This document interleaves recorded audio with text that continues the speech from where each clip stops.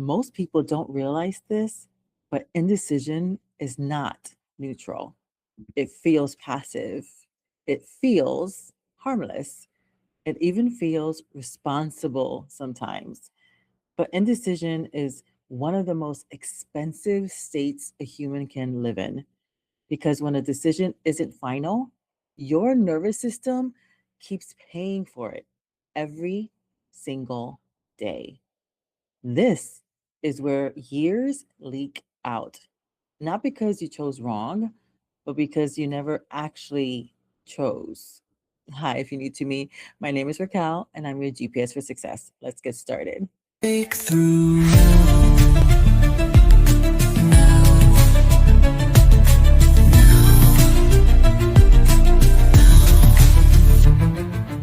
Up to this point in the series, we've been removing drag. We talked about how time slows down around resistance, how emotional dysregulation it applies to breaks before the mind ever gets a say, how procrastination is not necessarily laziness. Most times it's protection. And now we get the quiet killer underneath all of it, redeciding. Redeciding is the loop behind the loop. It's not that I can't decide, it's that I decided, but I left the door open. And that open door is where energy drains. Here's what's happening neurologically. When a decision is incomplete, the brain keeps the task active in the background, not consciously, but metabolically. Your nervous system stays in a state of pending. Pending costs energy. It's the same like having 37 browser tabs open. And what does that happen to the computer? It slows it down. Each one is pulling resources, even if you're not looking at it. So incomplete decisions, they work the same way. Should I do this or not? Am I in or am I out? Is this the direction or is this just for now? Your system doesn't know how to reset when there's no finality. So think about it. It's like a computer, right? It's going to hum, it's going to buzz, and it's going to drain energy, which means you are being drained. This is why people feel tired even when they're not doing much. They're not exhausted from action, they're exhausted from holding unreserved decisions in their body. And here's the part most people miss: redeciding, it feels like flexibility, but biologically, it's actually instability. Your system is constantly scanning. Are we safe? Is this what's going to happen next? Do we need to prepare to change direction? That scanning alone, it's burning time. Now, layer this with your identity. Every time that you redecide, you delay identity consolidation. Identity locks in through repetition and settledness. But if you keep revisiting the same decision, I'm going to do this unless something else happens. I'm committed, but we'll see. I choose this for now. You never fully become a person who chose. You stay halfway between versions, and halfway, that's where time stretches. This is why some people make massive progress in 6 months and others stay in the same place for 6 years with equal talent, equal intelligence, equal faith. The difference is not effort, it's finality. The final decision tells the nervous system, we're done scanning. A final decision, it tells your brain, close the loop. A final decision tells your identity, this is who we are now. And once that happens, something fascinating occurs. Energy, it returns. Not because the path is easy, but because the internal friction, it disappears. You're no longer negotiating with yourself. You're no longer checking for exits. You're no longer dragging the weight of maybe.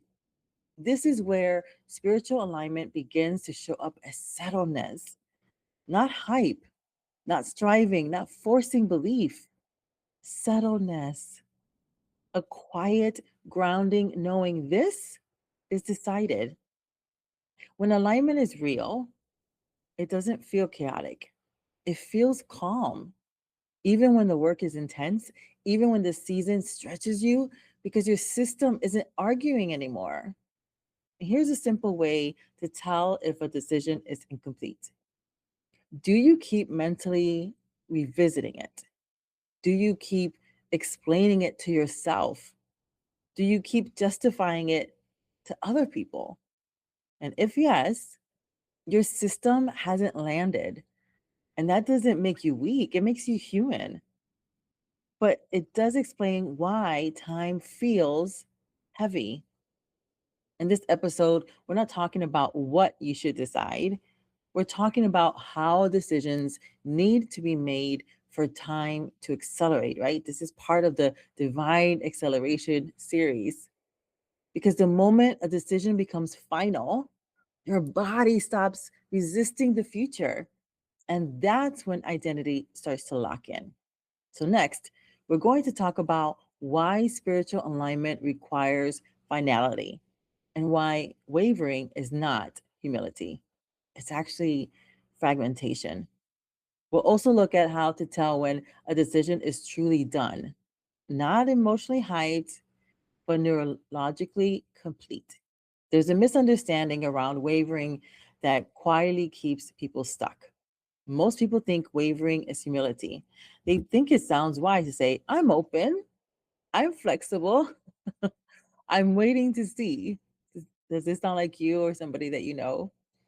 But spiritually and neurologically, wavering does not read as wisdom. It reads as fragmentation. When scripture talks about being double minded, it's not shaming uncertainty, it's describing a system that can't move forward because it's split, not sinful, not broken, split. One part leaning forward and one part bracing for retreat. And that split keeps time stretched. Spiritual alignment is not about certainty in outcomes, it's about certainty in position. You don't need to know how everything unfolds, you need to know where you stand. Alignment feels settled because the internal argument that's ended. This is why deeply aligned people don't always look intense. They often look calm. They're not calm because life is easy. They're calm because they're not negotiating with themselves anymore. When a decision is final, the soul exhales. And that exhale, it matters.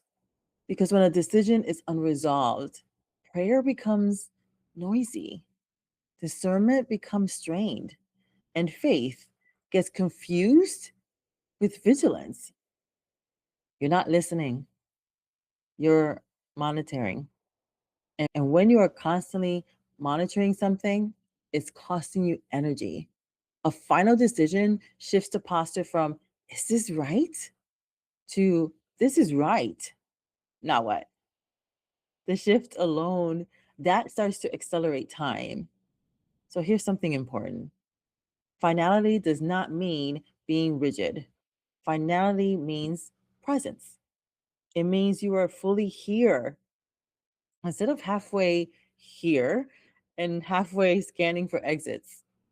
People often resist finality because they fear being trapped.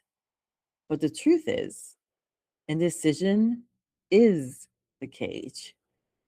Finality, it frees energy. Now, let's talk about how to tell if a decision is actually final, because many people think they've decided, but the nervous system hasn't caught up yet. So, here are three signals a decision is incomplete.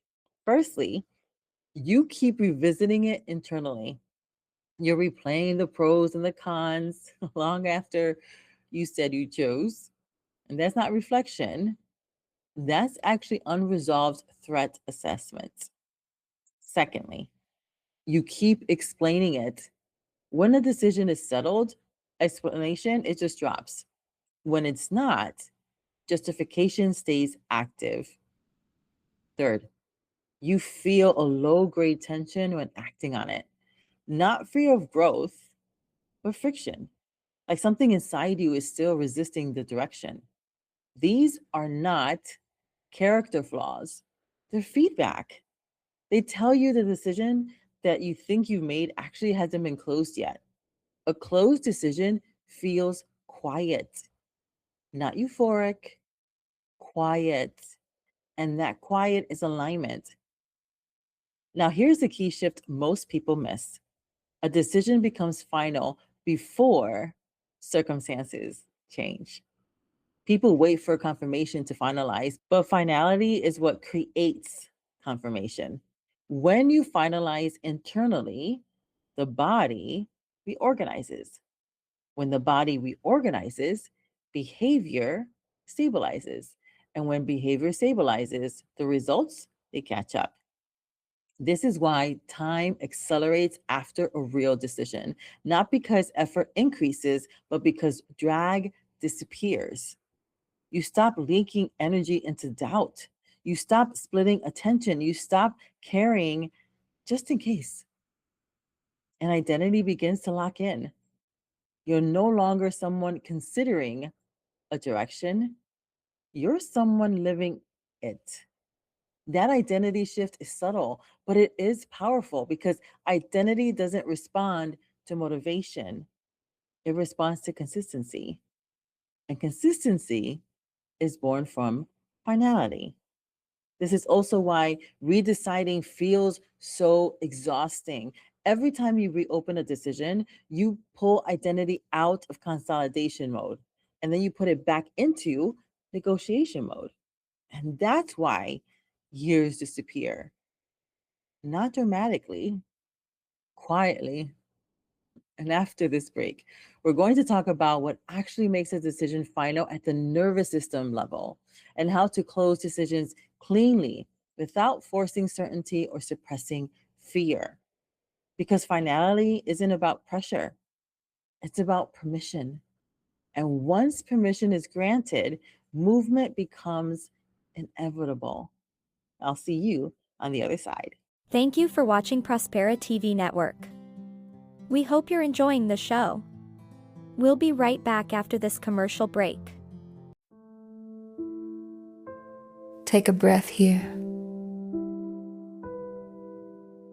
Not to rush forward, not to figure anything out, just to arrive.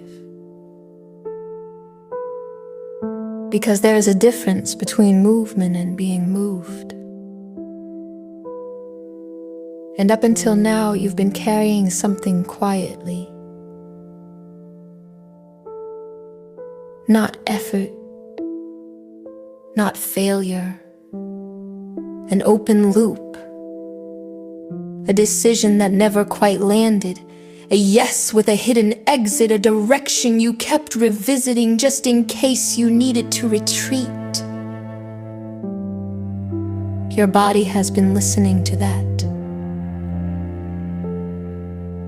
Every unfinished decision tells the nervous system to stay alert, to stay ready, to stay guarded, and that costs time. Scripture calls this double-mindedness. Neuroscience calls it unresolved threat. Different language, same experience, a divided system cannot rest. And what cannot rest cannot accelerate. So right now, we paused. Not to decide anything new, but to notice what has already been decided without being finalized. You don't need certainty. You need settledness. Let your yes be yes.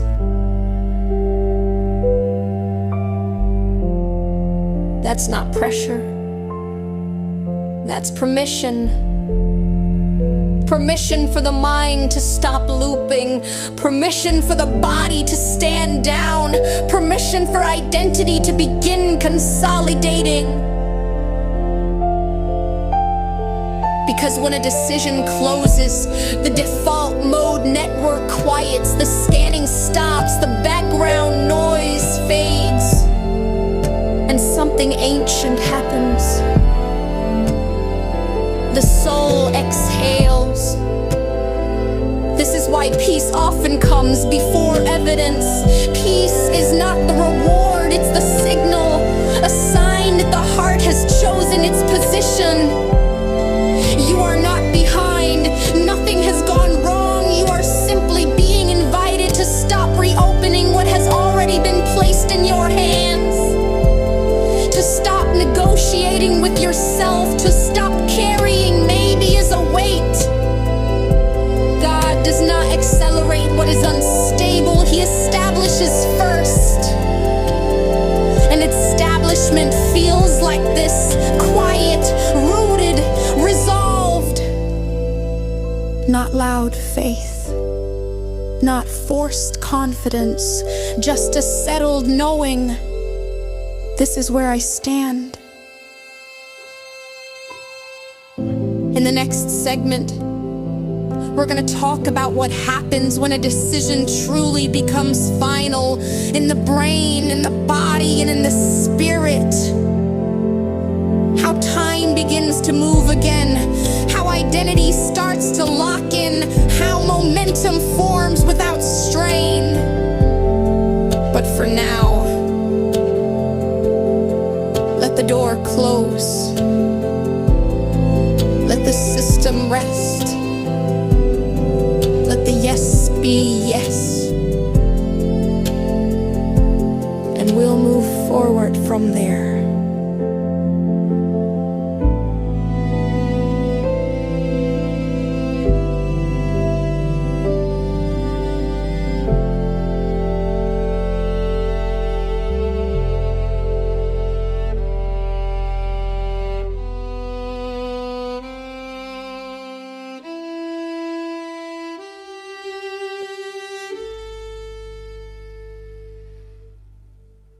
Welcome back. If you've ever wondered why you can decide something intellectually, but your body keeps hesitating, this is why. A decision is not final when the mind agrees. A decision is final when the nervous system stands down. Neuroscience shows us that the brain is constantly running prediction modes. Its primary job is not achievement, it's surviving, it's keeping you within the confines of your own belief system. So when a decision is left open ended, the brain keeps it tagged as potential threat, not danger, potential danger. And potential danger requires something to be monitored. This is where the default mode network, the DMN, comes back into the picture. Your DMN is the brain's background narrator. It's going to loop identity stories, replays the past, and simulates, right? Simulates possible futures. Think of your DMN the way it sounds, right? Default mode network. It is your default. So you can, yes, hustle your way a little bit. You can push your will for a little bit and move it a little bit. But when you come back to your neutral state, it's just going to whoop, go back to where it was. And then when you're not feeling well, right, your energy is lower, it'll dip a little bit down, but you're always going to go back to your default state. And when a decision is not final, the DMN keeps running simulations, right? It's a computer. It's running things for you. It's thinking. It's running 95% of your automatic actions. So now it's thinking, what if this fails? What if we chose wrong? What if we need to reverse? Right? That loop, what is it doing? It's consuming time and energy. And this is why hesitation feels like time slows down because mentally, you're living multiple futures at once. Now, here's the key neuroscience insight. The brain closes loops through certainty signals, not perfect information.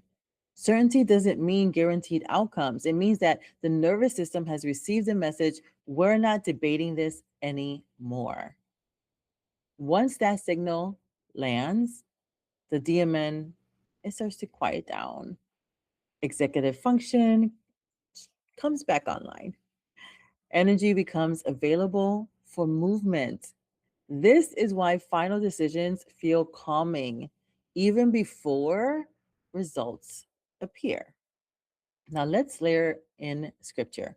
Biblically, This concept shows up everywhere, but often gets spiritualized away. James talks about the double minded person being unstable in all their ways. That word unstable literally implies unsettled, internally divided. It's not a moral judgment, it's a systems description. A divided system cannot move efficiently. Jesus echoes this principle when he talks about putting your hand to the plow and not looking back. That's not about shame, that's about directional finality. Looking back keeps the nervous system split. Spiritually aligned movement requires a settled heart, not a loud one, not an emotional one, a settled one. Throughout scripture, momentum follows decision, not clarity. Abraham didn't get the full map. He got a direction and he went. So a lot of times right now, people is like, I just want clarity. I just want clarity. Clarity is my word for the year. They're even making events around clarity. But your momentum actually does not follow that. Elijah didn't debate on Mount Carmel. He asked one question: how long will you waver between two opinions? Wavering wasn't humility, it was delay.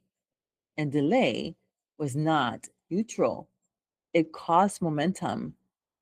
Wavering keeps the brain in threat assessment mode.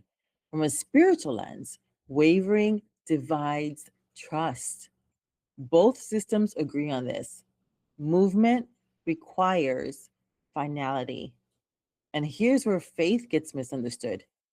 Faith is not optimism, faith is commitment. Faith says, I've decided and therefore I will move, not I feel safe, therefore I will decide. This is why spiritual alignment often feels like peace before circumstances shift. Peace is not the result, it's the signal. When a decision becomes final, the body receives permission to reorganize. Muscle tension, breathing deepens, attention stabilizes. These are not emotional coincidences, they're biological responses to certainty. And here's the part that matters most for identity: the brain updates identity through repeated, non negotiated action. If you keep redeciding, identity stays fluid. If you finalize, identity consolidates.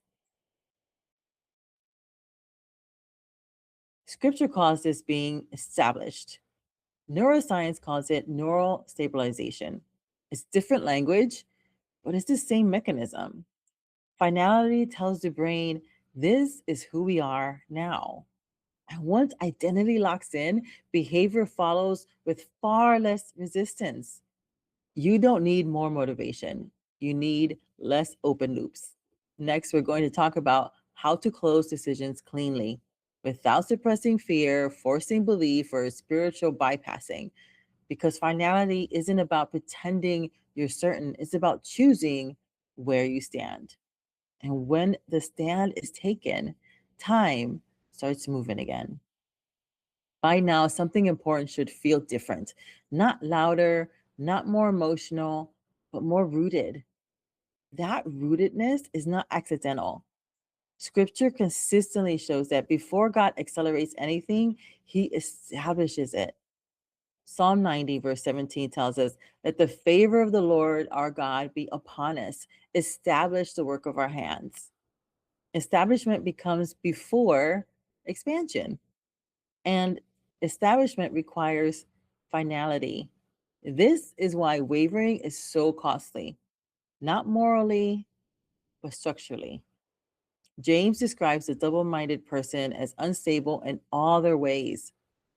That word unstable doesn't mean sinful, it means unsettled, unable to stand firmly in one direction. An unsettled heart cannot build momentum because it's always preparing to reverse. And neuroscience agrees. An unresolved decision keeps the brain in let's continue to monitor mode. The nervous system stays alert, energy stays divided. Spiritually, scripture names this condition clearly: a house divided against itself cannot stand. Division slows movement. Unity within the self creates power. And this is why throughout scripture, breakthrough follows decision, not certainty. When Elijah stood on Mount Carmel, his question wasn't, do you feel confident? It was, how long will you waver between two opinions? Wavering delayed fire. Decision released it. When Jesus called the disciples, he didn't offer guarantees, he offered direction. Follow me. And those who moved didn't first resolve their fear, they resolved their position. And that's what finality is. Not certainty around outcomes, but certainty about alignment. Biblical faith is not emotional reassurance, it is commitment. Faith says, I have chosen where I stand. This is why peace so often appears before circumstances change. Peace is not the reward, it is the signal. A settled heart tells both the spirit and the nervous system and your soul, you are no longer divided. That signal matters because when a decision truly closes, the body reorganizes, the mind stabilizes, the identity consolidates. Scripture calls this being steadfast. 1 Corinthians 15, verse 58 says, be steadfast, immovable, always abounding. Steadfastness is not stubbornness, it's stability. And stability is what allows increase. This is where the foundation phase of this series completes. The first 4 episodes were not about speed, they were about removing drag, double mindedness, emotional braking, self protection, redeciding. We've been clearing the ground. The scripture is clear. You don't build on shifting soil. Before momentum can increase, decisions must stay closed. This is where practical support becomes essential. Because even when a decision is spiritually aligned, the nervous system still needs structure to hold it steady. That's why I want to invite you into Task Animal. Task Animal is not about hustle, it's about discipline. It's not just a GPT, it's an execution OS designed to help decisions remain final. It works with the nervous system instead of against it. It assumes resistance is information, not rebellion. It helps to close loops cleanly so you stop reopening what God already settled. In many ways, Task Animal functions like a modern container for an ancient principle. Let your yes be yes. When decisions stay yes, action becomes consistent. When action becomes consistent, momentum forms. And that's where we're headed next.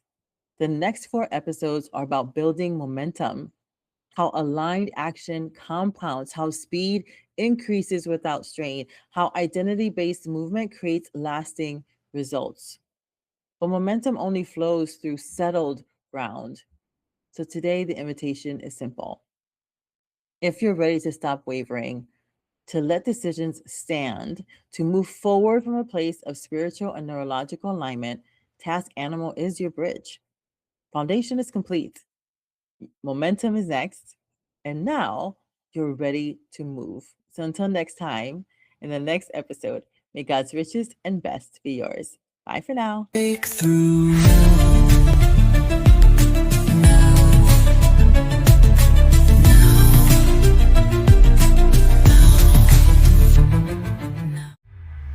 This is your Prospera era, where dreams align with grace, abundance flows like rivers. You've stepped into your place. Rise, reign, and remember, you were born to shine. Welcome to your moment, Prospera, it's time. We hope you enjoyed today's show on Prospera TV Network. Make it a point to visit us on YouTube and catch all your favorite shows anytime you want. Interested in hosting a show of your own?